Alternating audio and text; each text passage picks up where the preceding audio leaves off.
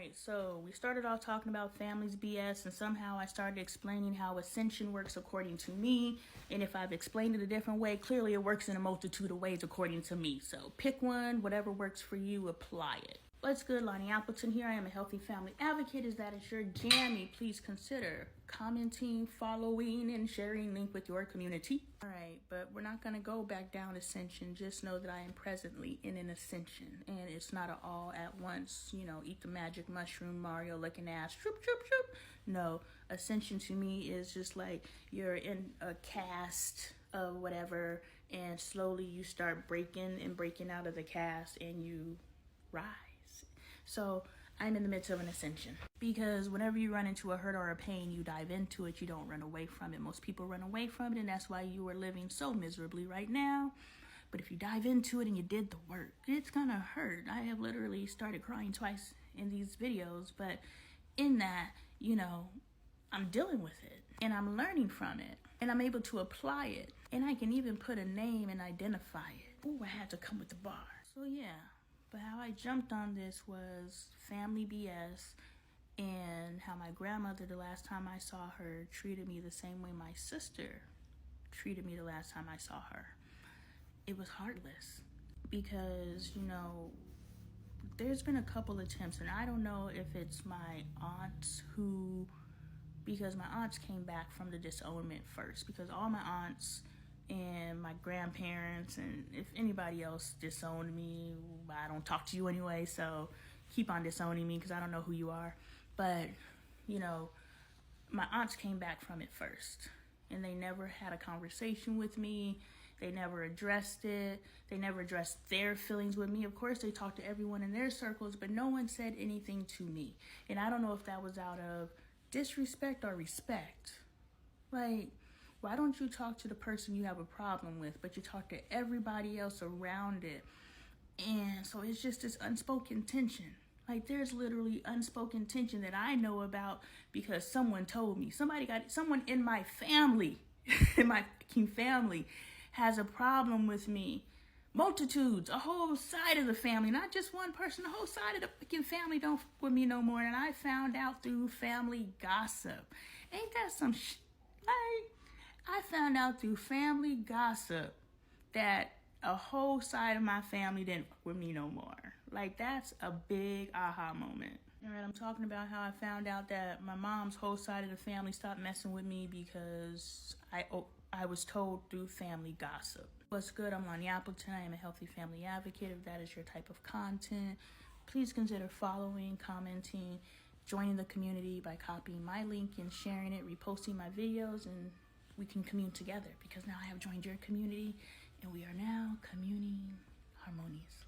Your family don't gotta learn about me through family gossip because you shared my link. All right, so that's how I found out that my grandmother no longer with me. She straight Big Sean to me, right? And a couple of times since then, she has made attempts to, and that's where I left off. Now, it may be the daughters trying to be the mediators or whatever, but every time I get invited to something that I know that my grandmother is going to be at, I'm like, I'm good, because why are we going to, 10 years later, the energy has not changed. No, it'll still be awkward. It'll still feel, y'all know what this stuff feels like. I ain't got to try to describe it. You know when it's an awkward feeling between people of some unspoken tension that, yeah, I'm holding on to it. I'm not much of a grudge holder, and so I can forgive. I don't. But the things that did, my throat chakra's like, don't get the line out here. But the things that these people did to me are unforgivable, because if you want to act like somebody's dead, why are you going to, bring them back to life later? They dead. Only two constants, the only two permanents, birth and death. And then on to my sister. The last time I saw my sister, we got in an argument and she called me trash. And I'm like, okay, if you think someone's trash, like, that comes from the gut. Like, that comes from, I meant that And so how do you come back from calling somebody that? Like, why would you ever? Oh, my bad, I don't think you're trash anymore.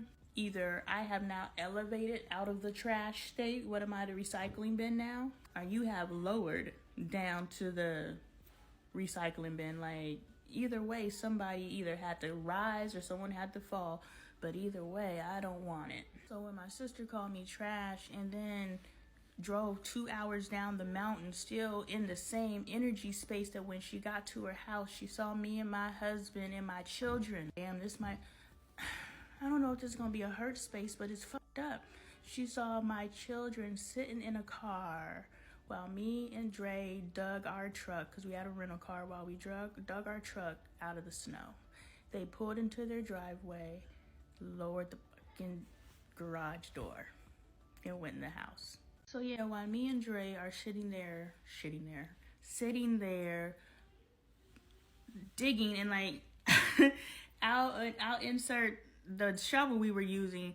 We were digging our truck and icing our truck out of the snow. My sister pulls into her driveway and closes her garage door. I had to come outside because Dre's home. But anyway, yeah, so they watched us shovel the truck out and didn't offer any help. And then when she gets in the house, she commences to put the bags that we left at the house on the curb, because while we were up in the mountain, she said, when I get back home, I'm gonna put your stuff out on the curb like the trash you are. So she made sure she followed through. 2 hours later, like most people come to their fucking senses 2 hours later.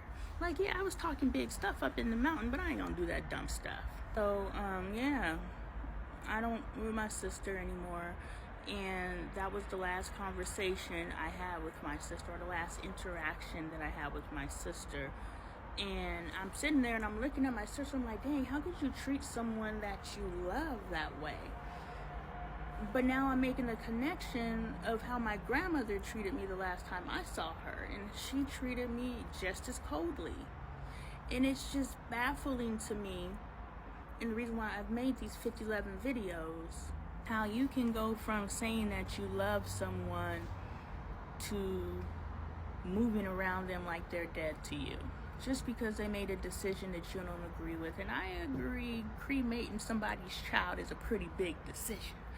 But I'm just saying, I didn't have nothing to do with the decision. I think I should have been exempt from the we disowning her children.